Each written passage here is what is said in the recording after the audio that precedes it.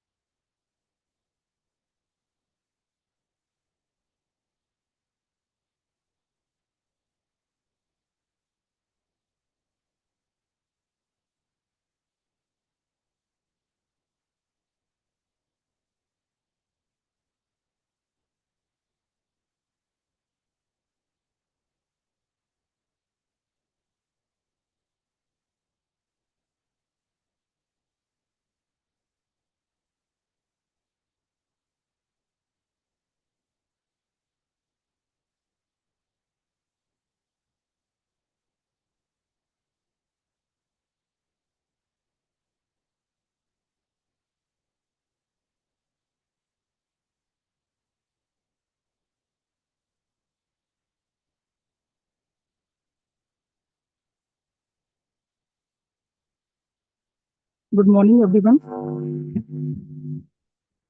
Today I am going to discuss the drug-induced cholestatic liver disease. These are all outline of my presentation.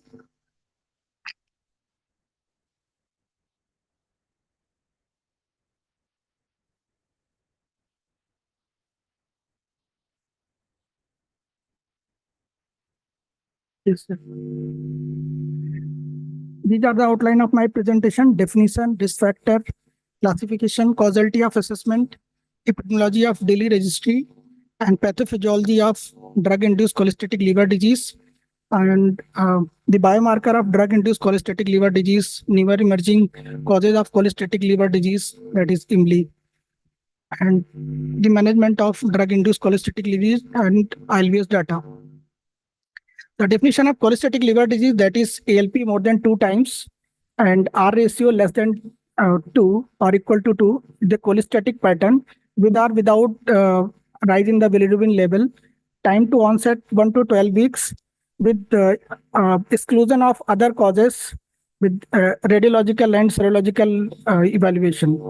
Why the drug-induced cholestatic liver disease matters? The cholestatic mix pattern constitute around 30 to 50% of daily and often prolong the course and can progress to cholestatic chronic cholestasis, vanishing bile duct syndrome, and secondary sclerosing cholangitis. And there may be overlap between the PBC, PSC, biliary obstruction, and sepsis and obstruction. The Indian Network of Drug-Induced Liver Injury, this was a study published and 2021. The data were collected from 2013 to 18, and total of 1288 patients was there, in which the majority cause around 46% was anti-tubercular drugs, and the severe DILI was reported in 32.4%. The mean MELD was 18.8. The percentage of cholestatic DILI in the different registries like Spanish, Latin America, USA, India, China, Korea, and Japan and Pakistan. The cholestatic liver disease are mostly in the Asian countries like India and Pakistan. The most common cause is ATT. And in the Latin America, they have also reported around 38% of cholestatic liver disease that was related to the antibiotic amoxicillin. The clinical presentation, mostly the jaundice, pruritus, fatigue, and the pain abdomen is obviously it is unfavored the DILI. These are the differential diagnosis. When we think about the DILI, we have to rule out all these causes. Why the causality assessment is uniquely challenging in case of drug-induced cholestatic liver disease? The cholestatic DILI differs from the hepatocellular injuries because there is a delay and latency and slow biochemical recoveries, high background prevalence, and there is a histological overlap with PBC, PSC, and IgG4 related diseases. These are the criteria to define the cholestatic disease: R value less than or equal to 2. For the causality assessment, there are ASLD has published that RUCAM, CDS, that is a clinical criteria, and that is RICAM, that is the revised electronic criteria to assess the causality of assessment. The US has also given an expert opinion in which the expert sit together and decide what is the possibilities in that patient about the causality of assessment. So mandatory exclusion for computing the diagnosis with the cholestatic disease, like all these causes must be excluded before making the diagnosis for cholestatic liver disease. The role of liver biopsy. The biopsy does not provide the causality but support the phenotype consistency. The liver biopsy is not routinely required, but it is required when there is no improvement with the drug withdrawal more than 3 to 6 months and persistent cholestasis more than 3 to 6 months, and there is a suspected bile duct injury and ductopenia, the concern of vanishing bile duct syndrome, and there is a need to exclude the competing diagnosis. What the biopsy can provide, but it gives us the pattern like cholestatic, whether it is a drug duct injury, and evidence of chronicity, duct loss, and fibrosis. What the biopsy cannot do, it cannot identify the cause of causality of the drug and replace the clinical causality assessment. And it is also a prognostic marker. The poor prognosis, the degree of necrosis, fibrosis, and the prominent ductular reaction, and the good for prognosis is eosinophils and granulomas. These are the liver tox for the DILI. These are the for population level reference in which there is a 1,000 prescription of the herbal dietaries they have registered, and when you enter in this registry the name of the drug, it will give you the likelihood of scales to for the possibility of drug-induced liver diseases. How the government of India monitors the drug-induced liver injury? The primary surveillance tool is spontaneous ADR reporting, and there are more than 500 AMC across the medical college and tertiary care center. Reporting modes are suspect ADR reporting form like LO form, and the pharmacovigilance program of India, the Android application, and toll-free helpline number, email, and websites. The pathological classification of drug-induced cholestatic liver disease are the acute, like cholestatic hepatitis, cholestasis with bile duct injury, and blend or pure cholestasis without hepatitis, and the chronic cholestasis due to the drug vanishing bile duct syndrome and drug-induced secondary sclerosing cholangitis. In the blend, the most common cause are the two, like anabolic androgenic steroid and oral contraceptive pills. In nowadays, the trend of oral contraceptive pills is in the decreasing, but for the anabolic steroid, it is in the increasing due to use of these anabolic steroid for body building supplements. The clinical and systemic association mark elevation in bilirubin, and there is, in case of anabolic steroid, there is association of acute kidney injury also, the possibility likely related to the elevated bile salts. In the pathogenesis, the estrogen receptor alpha-dependent suppression of canalicular receptor, the BASEP and MDR3 receptor reduces the bile salt export and impaired the phosphatidylcholine secretion. In the histopathology, here we can see there is a canalicular cholestasis of bilirubin crystals. Here also we can see the drug-induced ankylosing cholangitis, the biliary tract injury due to the DILI is increased, recognized.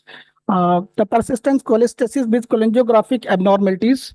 The drugs that are associated with the secondary ankylosing cholangitis are that docetaxel, ketamine, antibiotics, and immune checkpoint inhibitors. For the drug-induced ankylosing cholangitis, there is a direct injury to the cells, and in case of immune checkpoint inhibitor, there is dysregulation of the immune system where the CD8 T cell toxicity occurs. And in case of bile flow, the bile directly cause injury, and there is a development of ankylosing cholangitis. Latency period of around 2 to 6 weeks. In this diagram here, we can see there is a diffuse biliary dilatation and ductal irregularity mimicking like primary ankylosing cholangitis.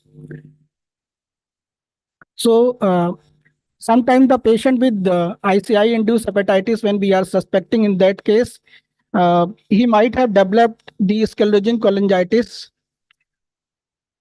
In the histology, there is a canalicular cholestasis, and the CD8 cytotoxic cell, T cell are predominant in the histopathology. The clinical course is prolonged recovery and poor response to steroid, especially in large duct diseases, and risk of progression to biliary cirrhosis, sometimes liver failure, and that needs for liver transplant.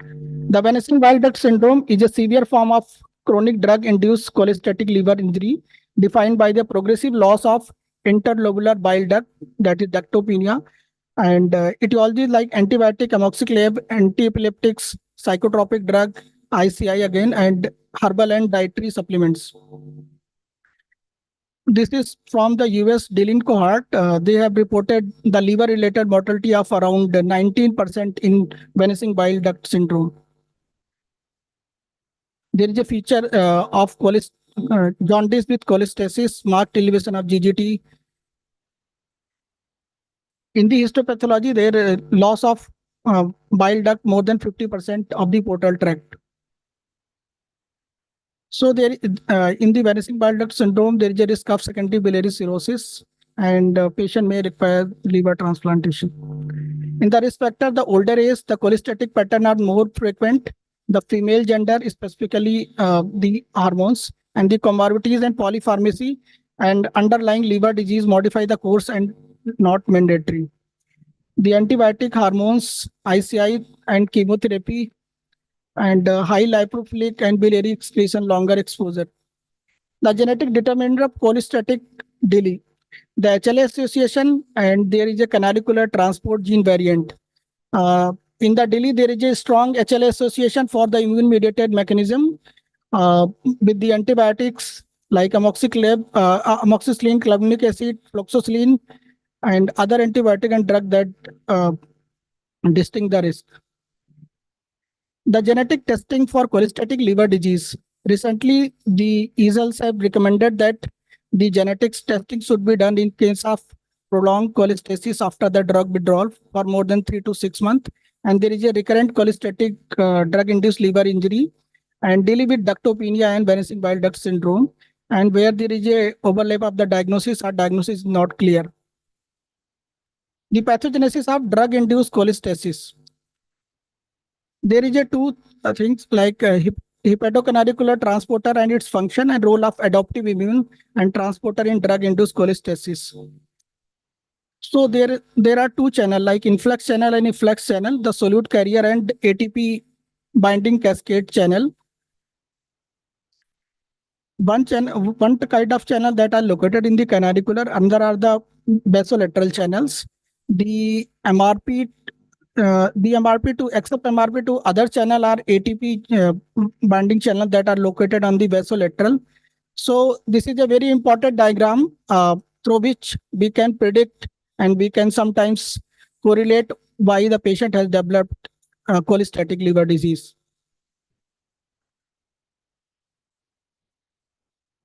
So one drug can act on the different receptor. So there is a mechanism called as adaptation, compensation of adaptation, which means when a drug pass through this canalicular receptor and there is a decreased suppression of canalicular receptors, then the drug follow the other route to pass through pass from the hepatocyte.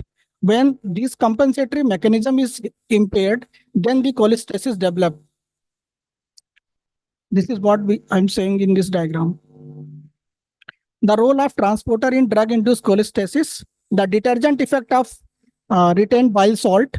There is an intercellular bile acid level that cause mitochondrial dysfunction, endoplasmic reticulum stress, and the consequences lead to the energy depletion, which further there is a development of progressive cholestatic injury.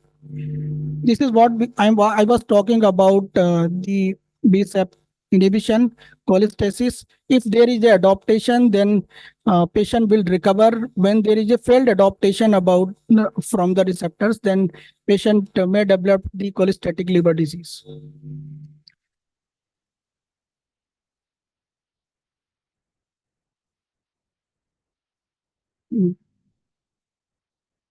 The role of adaptive immune response transporter in the drugs cholestasis.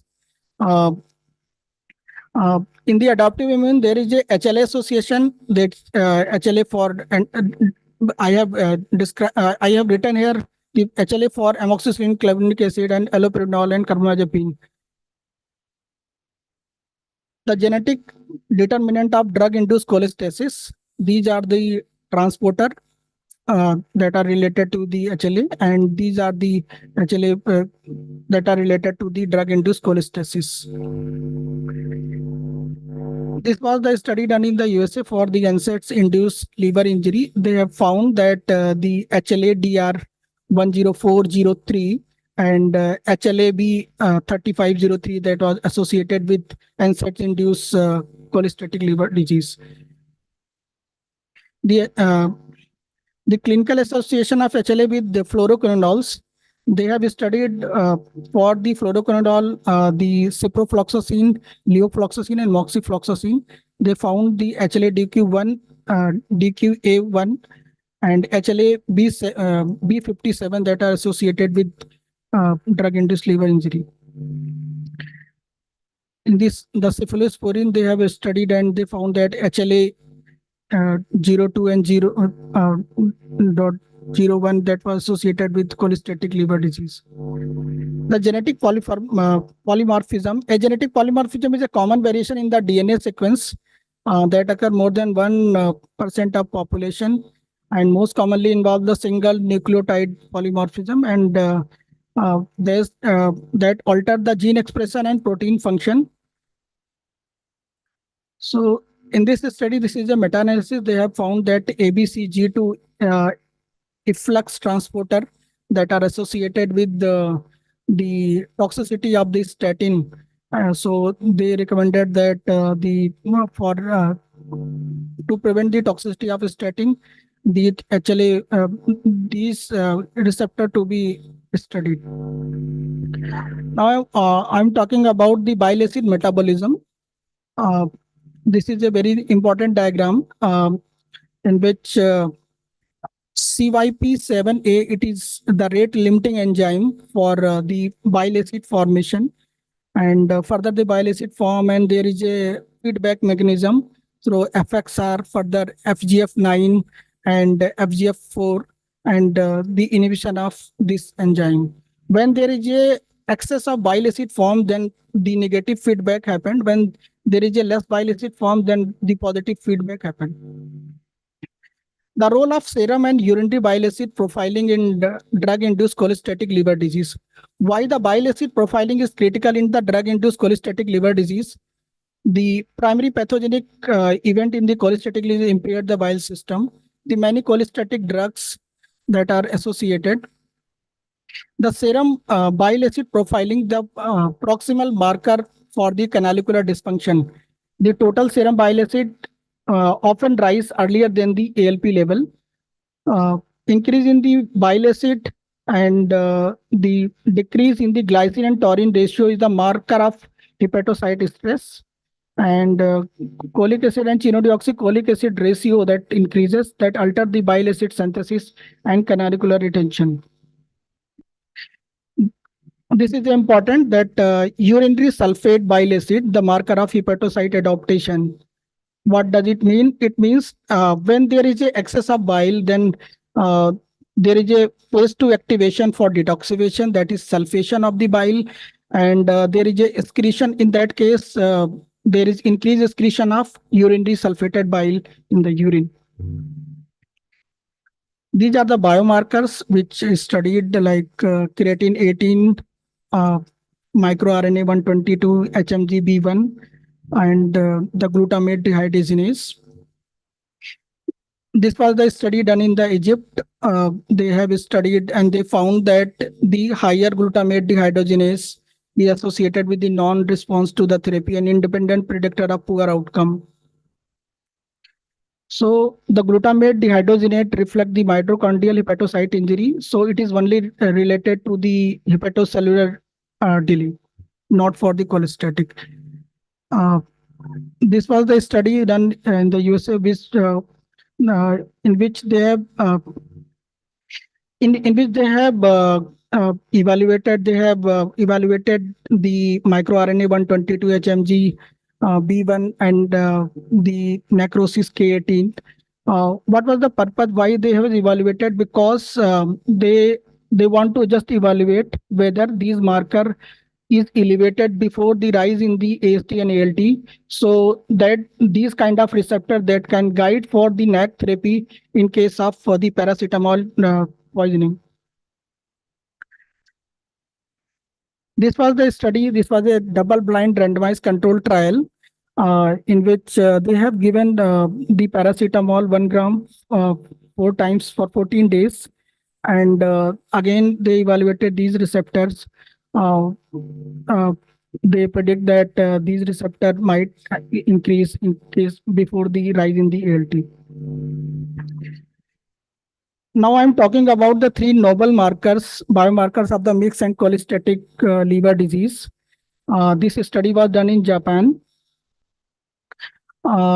They studied the metabolomics, and they have shown that these 3 markers that are related to the cholestatic liver disease, that is pyroglutamyl, glycine, and phenylalanine, and there is a decreased level of phenylalanine tryptophan, and they have shown in this ROC curve also. Now I'm talking about the new emerging cause of cholestatic liver disease, that is immune checkpoint inhibitor. I will discuss in detail about the immune checkpoint inhibitor and the anti-cancer drug therapies, the herbal drugs, and the COVID era medicine. So why the immune checkpoint inhibitor related toxicity is important? Because initially we thought that the immune checkpoint inhibitor injury is related to the autoimmunity, and it is kind of a autoimmune hepatitis or ICI induced hepatitis. But on reviewing literature, I found that this is a kind of in which there is a on the biopsy, they found that 62.9% of the cholestatic pattern and the MELD score of 18, that is related to the development of ALF, and that the corticosteroid sparing algorithm in severe ICI induced hepatitis. In this study, they studied whether we can whether we can delay or postpone the corticosteroid in ICI.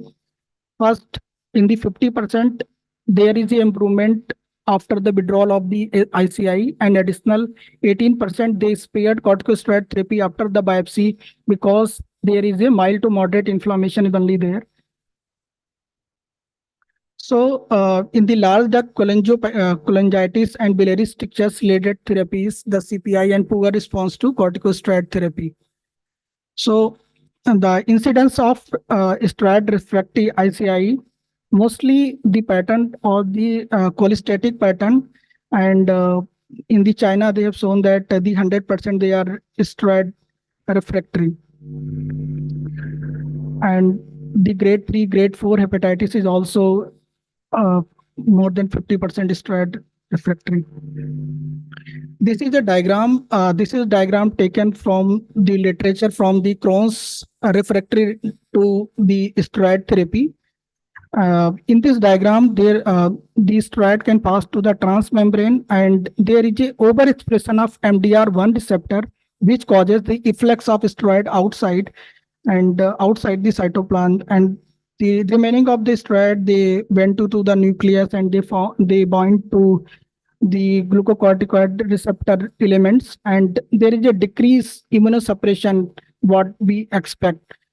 And the third mechanism is in case of ICI, there is a dysregulated immune system which causes the reactivation of the interleukin and overexpression of the immune system that worsen the condition. So what we can do the next, like for ICI-induced hepatitis, like if we are not able to give the steroid, then the MMF, tacrolimus, tocilizumab, and infliximab, and maybe ATG may be useful in this condition. Even the IVIG and plasma exchange can be done in case of ICI-induced hepatitis. This was the study published for the Tinospora forgiloid-induced injury, in which they have found the probable delay is around 67.4%, and the most are the hepatocyte and canalicular cholestasis. The bile acid, now I'm talking about the treatment management, the bile acid centered therapy like UDCA and NOR-UDCA. So there are the recommendation for the use of the UDCA in case of the drug-induced cholestatic liver disease. For the management of cholestatic pruritus in case of chronic cholestasis, the first line is cholestyramine. The second line is, if there is no response, rifampicin, sertraline, and naltrexone. And the third line is phenobarbital, and maybe the Plex and albumin dialysis helpful. And in the refractory pruritus, the transplant can be considered. The role of steroid in the drug-induced cholestatic liver disease, for the moderate daily, there is a good response for the hepatocellular, and the poor, the pure drug-induced cholestatic and cholangiopathic injuries, there is no benefit. The drug-induced autoimmune hepatitis, there is a good response. The drug-induced fulminant ALF, there is no survival benefit of steroid. And for the ICI-induced hepatitis, if there is a hepatocellular, so in that case, there is a benefit of use of steroid, but if there is a cholestatic pattern, there is no benefit. So from the literature review, I can say there is a recommendation to do the liver biopsy in every patient when we suspect there is a ICI-induced hepatitis in the patient. This was the study done for steroid and glycine, in which they have found that there is a sustained biochemical response in the combined group versus glycine alone. This is for the NAC recommendation, like the NAC, which was initially developed for the paracetamol poisoning. Sometimes it is also effective in other cause of the delay also. This was the case series that was reported from the US, which shows there is a after the albumin dialysis, there is a sustained bilirubin reduction in all patients and complete clinical recovery of the liver injuries. for the plasma exchange, these are the 4 studies I have tabulated, in which the last study, which was published in 2004, which shows there is a 1 month transplant-free survival 59%. When we do need for the LT, in case of like DILI with ALF in all ALF patient, as we do, and in case of the DILI in which the disease is progressing, non-responding to the other therapy, then we can consider for the transplant. From the Albius data, this was the unpublished data by Dr. Satyam sir. This was a RCT for severe drug-induced liver injury with or without chronic liver disease, in which they have randomized total of 30 patients, 14 and 16 in the arms. And the severe DILI was in 24 patients. The most common cause they found the CAM.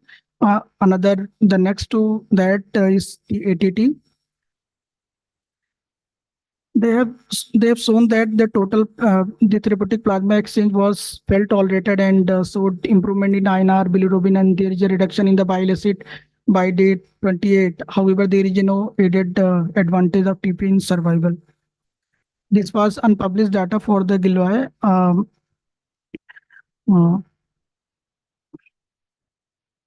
In which total patient that is asymptomatic was around 8.8%. Mostly the patient was in acute hepatitis stage.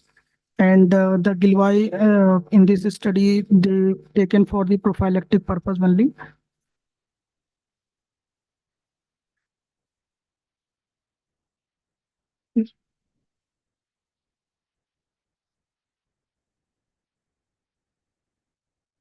So this is a current ongoing thesis of Dr. Khushbu, plaques in patient with severe drug-induced liver disease with underlying cholestatic chronic liver disease. My take-home message for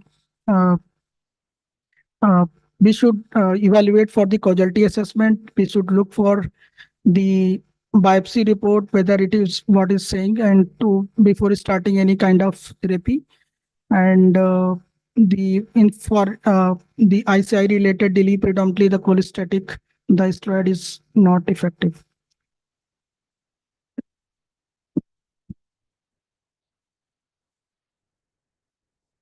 Thank you, Fulchan. You covered a lot of ground, and I know it's a vast topic. Any comments or questions for Dr. Fulchan? Yes, Sanal. One question. We told about amoxicillin with clavulanic acid induces DD, so cholestasis, cholestatic DD. Why amoxicillin alone does not cause it? What's the mechanism?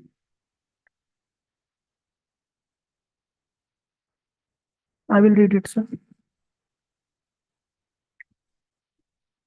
The other important area is the FGF19, Yes. which is the ileal, feedback loop Yes.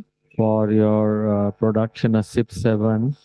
And I think there's a huge amount of new data Yes. how FGF19 regulates the drug injury. And also Dinesh and his group is working on the mechanosensors for bile ducts. So if you have a blockage like cholestasis, so the pressure in the canaliculi increases, and that causes shutting down of all your receptors. So I think that's a huge area, and I'm happy you took it up. Any other comments? Nice one. So in one of your slides, you shown steroids benefit in moderate to severe DILI, right? That's the recommendation. I think that paper is from Pharmacology, right? 2022. Yes. So that's based on what type of evidence? Because, it's an important topic, isn't it? So steroid benefits in moderate to severe DILI. So I just want to know what evidence it is. Is it level 1 evidence, or it is just some small case series and all those things?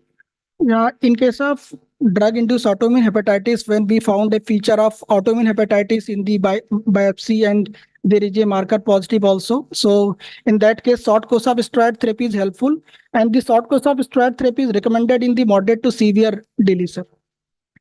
This is on the Yeah, guidelines. that you said, because That's when you what he present, wants to I think know. it becomes important for us to know on what evidence we are talking about. This is because this are, if somebody takes it based on some level 5, 6 evidence, that's not a good idea to carry home messages, like Okay. this, right? If the biopsy shows more than 50% duct loss, I think steroid might be used. But you have to see whether there is evidence, both new guidelines from APASL and EASL. So one can. Seema, you had a question? So I was asking, I was kind of commenting on your that you said about the receptors.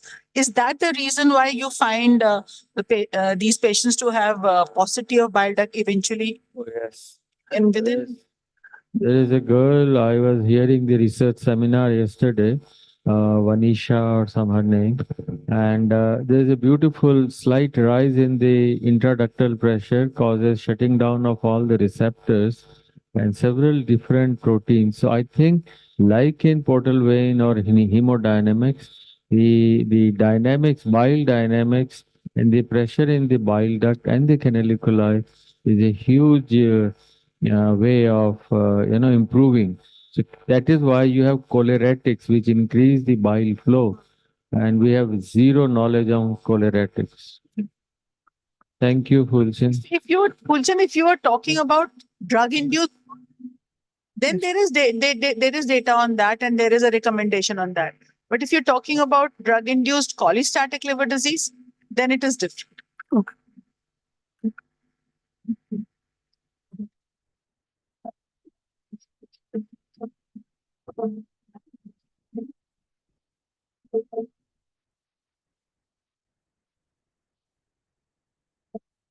Khushbu there, Khushbu there.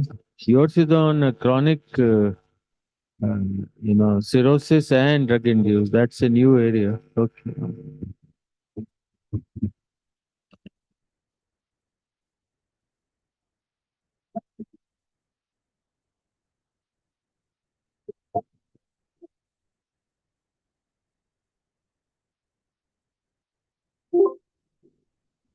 Good morning, all. My topic of presentation today is cholestatic liver disease, the liver transplantation, its timing and recurrence. So, since the diagnostic criteria of cholestatic liver disease has been already discussed, so I'm going to focus on timing and recurrence of liver transplantation.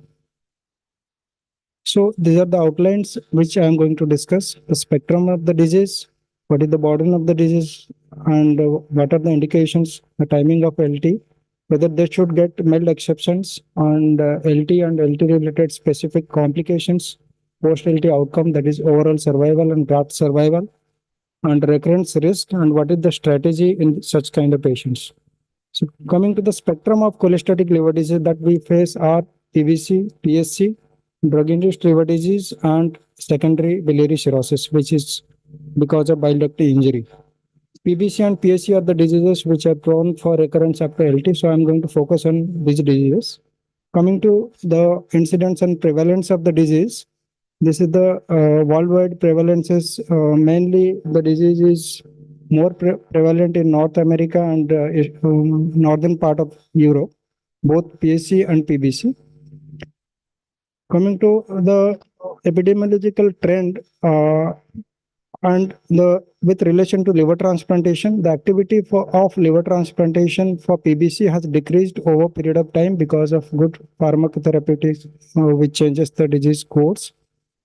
Whereas the LT for PSC is either almost being performed at same level, or the LT is increasing in some part of the world because of the increased awareness and increased diagnosis of PSC. This is national registry data which shows that there is 50% reduction in listing of PBC from UK and USA, and the average reduction in PBC is 5.4 LT per year in the United States over a prolonged period of time. This is the overview of liver transplantation activity in PBC and PSC. PBC and PSC both constitute approximately 99% of the overall transplant activity. The MELD score as such in both the diseases underestimates the morbidity and mortality of advanced cholestatic liver disease and the disease specific complications, which are bacterial cholangitis, cholangiocarcinoma, refractory pruritus, fatigue, and sarcopenia. The patients, many patients would require live donor liver transplantation because they're disadvantaged from the listing which is decided by the MELD. Once these challenges are overcome, that means these patients undergo transplantation, the overall survival tenure and prolonged survival, both for PSC and PBC, are quite good. It almost goes up to 80 to 90% of survival in both the diseases. Disease recurrence is an issue in both the diseases. Almost 20 to 25% of patients will have disease recurrence. However, most of the recurrence are long-term recurrence rather than short-term, and they can have good life if proper strategy are adopted for these recurrences. Coming to PSC, as such, it is also more common in Northern Europe and North America. The incidences are more often reported from those countries. Listing for PSC has been almost stable, and the LT activity for PSC globally has increased because of better diagnostic modalities. This is regarding the indication of LT. If you look at it, the LT for autoimmune liver disease, which includes PSC and PBC, is gradually decreasing, particularly for PBC. However, for PSC, the activity is almost same over a period of time. This is the LT journey for both PBC and PSC. The journey starts in the pre-transplantation period. If you look at it, the issue the PBC patient faces is high waitlist mortality and a higher dropout from the waitlist because they're disadvantaged with MELD scoring system, which is adopted for LT listing. Because bilirubin is given least importance in comparison to PTINR and creatinine. That's why these patients are little disadvantages in comparison to non-autoimmune liver disease patients. PSC patients, they have got different set of issues. The most of them, they will be having a poor quality of life with recurrent cholangitis and biliary obstruction and jaundice and ongoing biliary malignancy risk of colorectal cancer, gallbladder cancer, and cholangiocarcinoma. I'm going to discuss those in detail. Hence, both the diseases, they should be having MELD exception points, which centers decide across the world as per their own criteria. Coming to transplantation period issue, the major issue in PBC is the incidence of recurrence is almost 50% on prolonged follow-up of 15 years. However, at 5 years, the recurrence is 22%. The PSC patients, the incidence is 15 to 30% at long follow-up of 10 years. This another thing, the lowest, the waitlist mortality can be taken care of if we consider live donor liver transplantation in comparison to DDLT. The post-transplantation issues that need to be in short, the PBC patient, they have to be on prolonged UDCA therapy to prevent recurrence. And the PSC patients, the inflammatory bowel disease activity should be monitored and surveillance colonoscopy should be performed regularly in those patients. Regarding PBC, the waitlist mortality, multiple studies, they have shown that the waitlist mortality in PBC is higher than any other etiology of CLD. This is one study which shows the highest waitlist mortality. And another study, which is basically UNAS waitlist mortality data. As you can see, the waitlist mortality of PBC is highest among all other etiologies. However, PSC doesn't have disadvantage in terms of waitlist mortality. They have got different set of issues. Coming to PSC, these are the issues they face. These are the studies which has looked into the waitlist issues of PSC patients. UNAS database, good number of patients they have shown that they are not disadvantaged in terms of the risk of death or deterioration versus the non-PSC patients. And however, in other studies, they have shown that the waiting list withdrawal that is higher in case of PSC patients in view of recurrent cholangitis and hepatobiliary malignancy. Another study, Italian nationwide study, they have shown that the main cause of withdrawal from the waitlist are recurrent cholangitis, cholangiocarcinoma, and colorectal cancer. Whether these patients are with IBD or without IBD, the waitlist mortality is same in both the patients. The timing of LT in PBC patients, timing of LT, these are the issues. The evidence says that if the patients have more than 2 complications, that predicts mortality, and most of the centers, they have got their own PBC specific scores, out of which GLOBE and MRS are more commonly used, and they have been shown to outperform MELD. And as per the EASL guidelines, the bilirubin should be the main focus. If it persists more than 3 to 5 milligram per deciliter, even if the MELD score is less than 15, these patients should have priority for liver transplantation. And these are the issues the PBC patients face because they are female dominant and they are sarcopenic and they have got a size mismatch. This is particularly for countries who follow DDLT, they perform DDLT majorly, because the size mismatch disadvantages them from because the main donor pool is male patients with huge grafts, and the symptoms, that is pruritus and fatigue. Pruritus is LT responsive and hence that receives a MELD exception points. However, fatigue is associated with poor quality of life, they are not given MELD exception. So disease specific scores, which I'm going to describe next. Coming to PSC, the timing of LT, these are the scores and which predict, these are the main prediction of those scores. As you see, the revised Mayo score mainly predict the 4-year survival. This is waitlist mortality, not related to transplantation. And Presto score, that is PSC risk assessment tool, which is machine learning based. It predicts the 5-year decompensation. So these are the notes, that is MELD score overestimates LT of death by 9.6%, whereas Presto score is excellent, but it is not meant for liver transplantation. So coming to MELD exceptions, in view of these evidences, most of the countries would prefer to have MELD exceptions, UK, USA, and other countries. They will have MELD exception despite following the MELD 3, which takes care of certain aspects of waitlist mortality in these patients. However, still PBC is disadvantaged despite the MELD 3 also.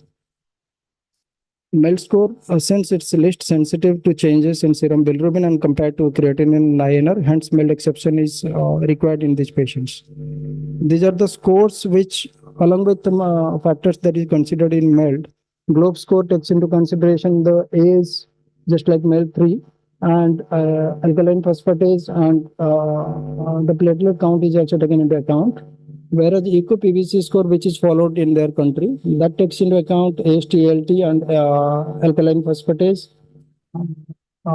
into account to consider the disease activities. Presto score, which is used for PSC, that takes into account 9 variables, which considers even the number of years the PSC patients has been diagnosed. So considering these scores, when we look at the liver-related mortality, whether the patients are alive at a prolonged follow-up or not, the GLOBE score performs better than other scores with a good C statistics. This is the death or LT at the end of the follow-up.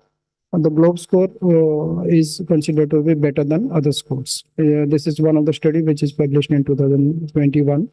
They have found GLOBE score of more utility in PBC patients. So the whole idea of MELD exception points is to have good quality of life and death related to something which is not taken care of mild. And hence, UNOS has come up with guidelines that if more than 2 admissions over a period of 1 year with cholangitis, bacterium, sepsis, which patients should be avoided mild exception points. And at the same time, patients with cholangiocarcinoma who are meeting the criteria for LT, they should be avoided exception points. These are the risk of malignancy in PSC patients. The highest risk is being for cholangiocarcinoma. Not the least, gallbladder cancer is also more common in this subset of patients. Colorectal cancer, depending upon the inflammatory bowel disease activity, is also another risk which should be taken into consideration while considering LT in these patients. Coming to rationale for LDLT, these patients, since they are disfavored from DDLT with regard to MELD, though most of the centers now has adopted reliance on LDLT. And these patients usually they have got higher likelihood of undergoing LDLT comparison to the non-autoimmune liver disease, that is non-PBC or PSC patients. Well, if they undergo live donor liver transplantation, they have got better wait list benefits, and since they have got prolonged waiting time in with morbidity and malignancy risk and poor quality of life, the live donor liver transplantation offers a good advantage to these patients. Coming to the experience in live donor liver transplantation, a good number of patients with the high incidence countries. This is a study from Canada. 172 PSC patients, out of which 144 patients were listed and 74% were transplanted. And at least 82% have potential live donor liver transplantation. And their survival, the patients with LDLT option had significantly lower waitlist mortality and liver-related waitlist mortality and better outcome. Patients with live donor liver transplantation, because they have got both the options, these patients, and they have got robust DDLT activities too. This is European liver transplant registry data. Good number of patients with autoimmune liver disease, 1,003 patients. They have shown that live donor liver transplantation has got equivalent outcome with PBC, but not with PSC.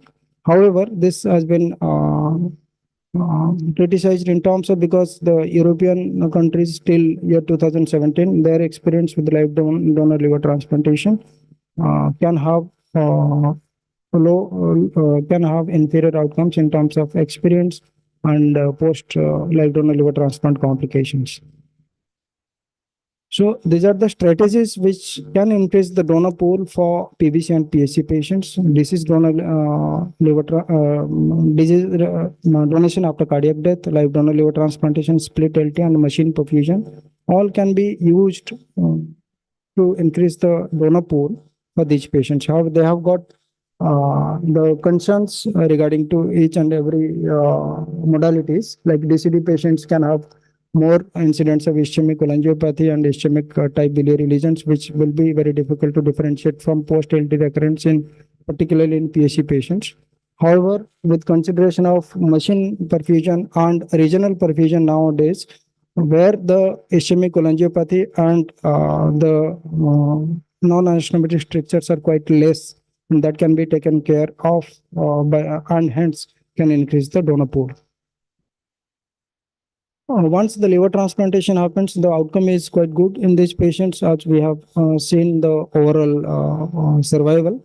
However, the recurrence remains an issue which need to be diligently tackled. Coming to the differential diagnosis for post-LT cholestasis, the differential diagnosis varies as per the presentation. Early presentation, less than 90 days of transplantation, we have to think of other causes rather than the recurrence as such, which are either surgical complications, infection, immune-mediated issues like ABO incompatibility and the changes in the graft changes, and the toxic, that is drug-induced liver injury, are more common in less than 90. More than 90 days or more than 3 month chronic rejections, non-anastomotic strictures, and recurrent PSC, PBC are common diagnoses which need to be thought of. Coming to diagnosis of recurrent PBC, there are certain issues like anti-mitochondrial antibodies and elevated IgM, which is commonly used in pre-transplantation period. However, will be elevated in 70% of patients after transplantation, and hence looking at those markers and thinking of recurrent PBC is not confirmatory, and better we should rely on histology, particularly in the setting of post liver transplantation biochemical alterations, that is liver function test profile. And histology confirmation are the consistent features are lymphoid aggregate, epithelial granuloma and mononuclear infiltrate and duct damage. And the frequency of PBC have an increased frequency of early and late rejection also, which should be considered while looking at the liver function test in those patients, because they have got higher risk of acute cellular rejection too. And center to center, there are variable use of protocol and clinically directed biopsy. Probably these patients should have protocol-based biopsy, at least in autoimmune liver disease patients. So these are the diagnostic criteria which is used. As you can see, for recurrent PBC, we should have criteria of the patient is transplanted for PBC and persistent or anti-mitochondrial antibody, and other etiologies of liver failure has been excluded. In the liver histology, any two of those parameters which we just discussed. So all those factors should be there. It's not or, it's all those has to be combined together.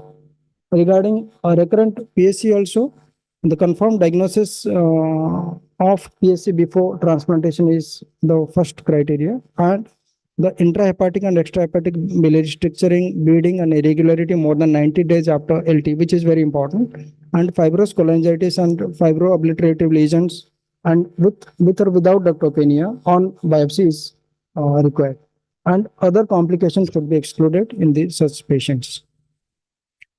These are the coming to the incidence of recurrence in PBC and PSC.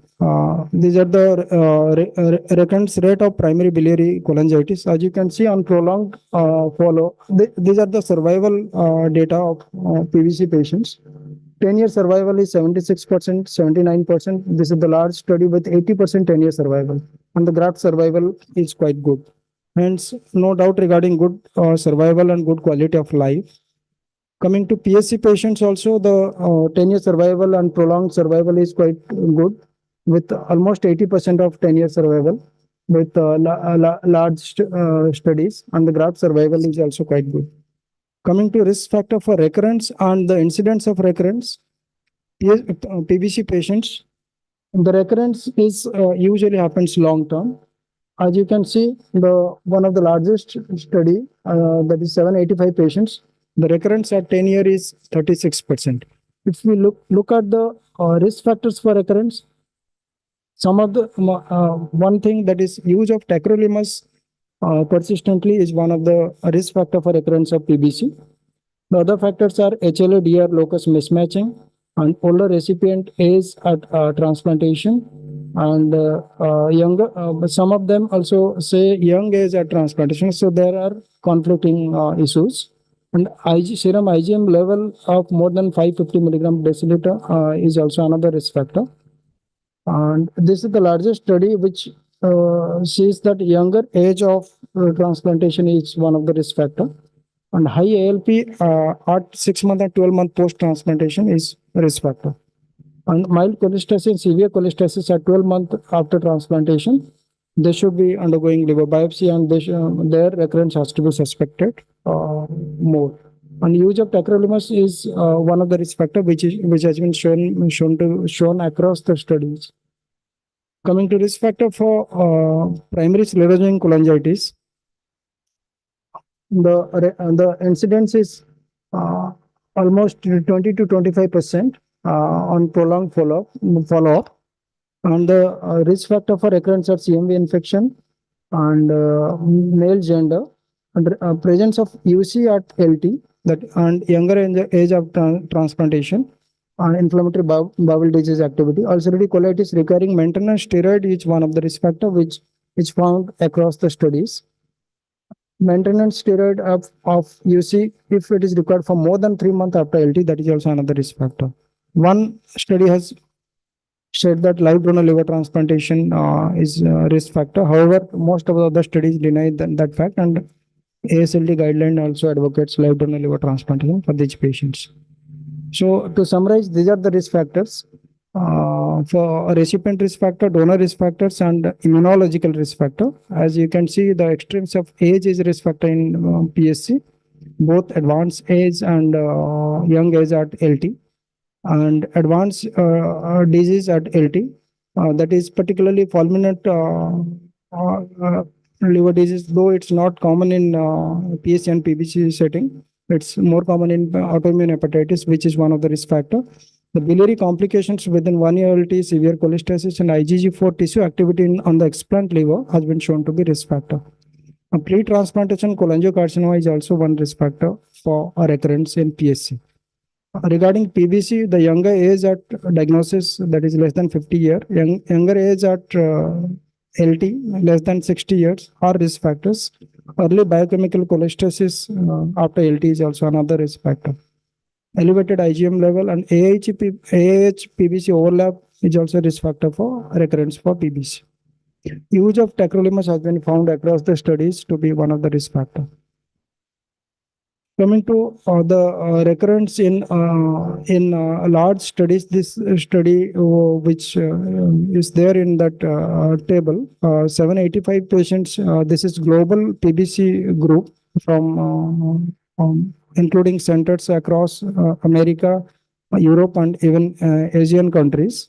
They have found that younger age at the time of diagnosis and LT both, tacrolimus use, biochemical cholestasis within first 12 months of following LT are risk factors.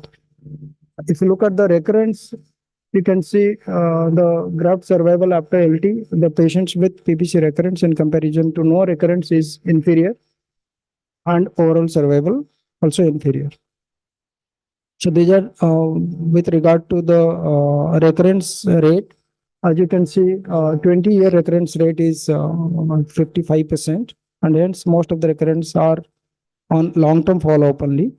And the risk factors, the PBC recurrence is more common in young age at transplant and younger age at diagnosis too. And tacrolimus use in comparison to cyclosporin use has been associated with increased recurrence of PBC. Coming to the PSC patients, the PSC one study, this is Italian study, 411 patients had LT. A majority are males in these patients, and 59% patients had IBD, inflammatory bowel disease. The transplantation, the transplantation for PSC as such has increased over a period of time in Italy. The cholangitis and hepatic decompensation are primary indications for listing. The patient survival is quite good, 1 year, 5 year, and 10-year survival. The mortality is 16%, and 24 patients died in the first year. The first year deaths are usually because of surgical complications or infection related issues. Yes. Just try and conclude. Yeah, I don't have much slides. I think I'm done. The recurrent primary cholangitis after liver transplant, this is one of the European transplant registry. They have got data on retransplantations too. Those patients who had recurrence and graft failure, they have got. If we look at the RPSC, that is PSC after 90 days and no RPSC and recurrent PSC after 5 years, the recurrent PSC has got definitely inferior survival in comparison to those who didn't have recurrence. So these are the modalities which can be used to strategize the patients. Like we have to take care of the pre-transplantation strategies and post-transplantation strategies, which include preventive UDCA in PBC patients, and in PSC patients, continuous surveillance of activity of colonic activity, that is IBD activity, is very important because that is one of the risk factors which determines the recurrence of PSC. Coming to ILBS experience, since we are in a low incidence country, We have got lesser experience than them, but nonetheless, we have got 1300, more than 1300 transplantations. Cholestatic liver disease is 69, which is 5% of our whole activity. And the majority of patients are female, 53%. Though male patients, we do see a good number of male patients. Pediatric autoimmune liver disease, that is cholestatic, is 11%. Adult is 88%. These are the etiology-wise division. Bile duct injury, 2.9%. Overlap syndrome, 25%. PSC and PBC patients, 8 and 6 patients, which is approximately 10% each. Autoimmune hepatitis standalone is more common than overlap and cholestatic liver disease in our program.